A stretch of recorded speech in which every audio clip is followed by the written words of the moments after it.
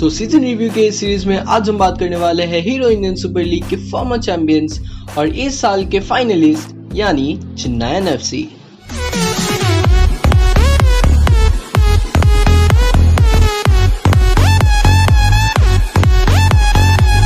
इस सीजन अगर कोई मिरेकल हुआ है तो हुआ है चेन्नई एफसी। अगर किसी ने कमबैक किया है तो वो है चेन्नई एफसी। अगर किसी ने लाजवाब मोमेंट्स दिए हैं तो वो है चेन्नई एफसी।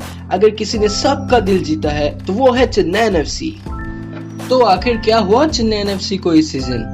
अगर शॉर्ट में कहूँ तो सीजन के हाफ वे थ्रू वो पॉइंट्स टेबल के लास्ट में फिनिश कर रहे थे और सीजन के एंड होते होते वो फाइनल में पहुंच गए।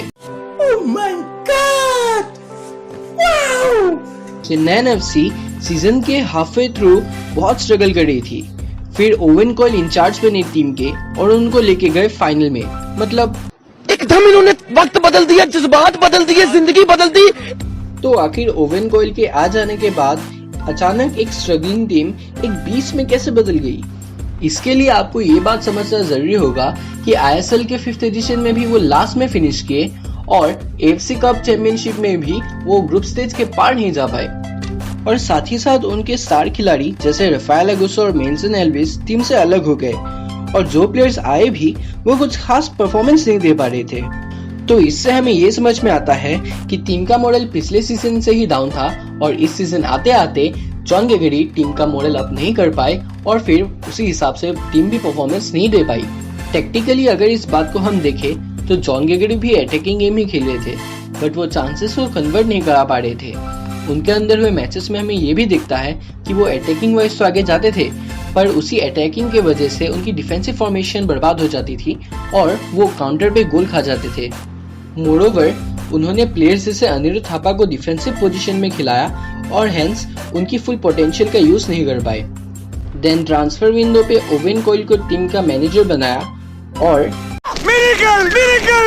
ओवेन कॉयल ने भी ज्यादा कुछ चेंजेस नहीं किया, बस उन्होंने यही किया कि थापा को बॉक्स टू बॉक्स मिडफील्ड का रोल दिया, चांगते को वाइड फॉरवर्ड और वाल्स्किस को टारगेट मैन।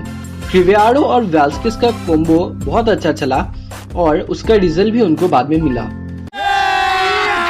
अभी मजा आएगा ना भिड़ो। इंडिविजुअल सक्सेस की बात करें तो वाल्स्किस, क्रिवियाडो, चांगते, थापा, गोयान, सिडनी का सीजन एकदम से पलट गया। वाल्स्किस जो गोल स्कोरिंग टैली में सीजन के फर्स्ट हाफ पे कहीं नजर नहीं आ रहे थे, वो सीजन के एंड होते होते गोल्डन बूट के अवार्ड के हकदार बने और one of the top rated strikers भी बने। वही क्रिवियाडो के नाम 8 असिस्ट भी है और एक कमाल का गोल भी मारा था उन्होंने नॉर्थ ईस्ट के अगेंस्ट। राफेल क्रिवियाडो भारतीय फुटबॉल की दुनिया में छाते हुए उसको इस गोल के जरिए। बट वो गोल ऑफ द सीजन क्यों नहीं हुआ? This is beyond science. Chhangte और एडविन वांसपॉल का भी सीजन कमाल का गया।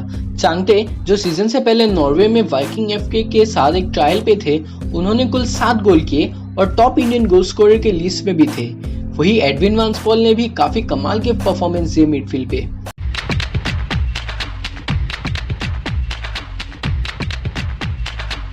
चेन्नई एफसी ने सीजन के पहले हाफ में काफी स्ट्रगल किया एंड दैट वाज बिकॉज वो चांसेस को कन्वर्ट नहीं कर पा रहे थे एंड उनके कुछ प्लेयर्स ऐसे पोजीशंस पे खेल रहे थे जहां उस प्लेयर की पोटेंशियल का फुल यूज नहीं हुआ।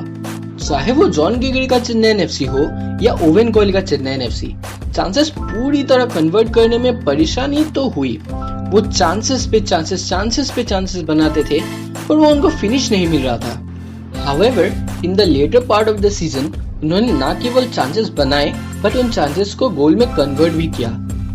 Because that's what heroes do. उनकी डिफेंस में मुझे थोड़ी सी कमी तो दिखी। एलिसाबिया जो अपने नए पार्टनर लुसियान गोयान के साथ लिंक अप नहीं कर पा रहे थे एंड रीजनेबली एस ये उनका पहला ही सीजन था एक साथ। अगर हम इंडिविजुअल्स की खामियां निकाले तो विशाल केट ने कुल 32 गोल्स कंसीड किए। अंद्रेस हेमरी जिन्होंने रिटायरमेंट ले ली इस साल, वो भी कुछ खास नहीं कर पा रहे थे बट फिर भी उनके नाम 5 गोल्स एंड 3 असिस्ट है तो फेयर इनफ। जेजे अपने पिछले वाले सीजन की इंजरी से रिकवर नहीं कर पाए और इस सीजन उन्होंने एक भी अपीयरेंस नहीं किया। तो वही जर्मनप्रीत और धनपाल गणेश ओवेन कॉयल के सिस्टम में फिट नहीं बैठे और ज्यादा कुछ करने को उनको मिला भी नहीं। तो देखो चेन्नई एफसी ने अच्छा खासा कमबैक किया इस सीजन, एक लूजिंग टीम से विनिंग टीम तक पहुंच गए और इसका फुल क्रेडिट जाता है ओवेन कॉइल को और उनके टैक्टिक्स को। हेंस मुझे ऐसा लगता है कि चेन्नई एफसी को इसी विनिंग टीम के मैक्सिमम प्लेयर्स को रिटेन करना चाहिए और ओवेन कॉइल को उनका राइटफुल कॉन्ट्रैक्ट एक्सटेंशन भी दे देना चाहिए। बट यार अभी तक के ट्रांसफर मार्केट अपडेट के हिसाब से वाल्स्किस, क्रिवियाडो और ओवेन कॉइल का कॉन्ट्रैक्ट रिन्यू नहीं किया गया है। तो क्या चेन्नई को एक नया टीम बनाना चाहिए या इसी टीम के साथ उनको अगले सीजन जाना चाहिए? आप हमें कमेंट सेक्शन में बताइए। तो अगर आपको ये वीडियो पसंद आई तो लाइक कीजिए, शेयर कीजिए अपने दोस्तों के साथ, सब्सक्राइब कीजिएगा चैनल को अगर अभी तक आपने नहीं किया। Till then stay home, stay safe, bye.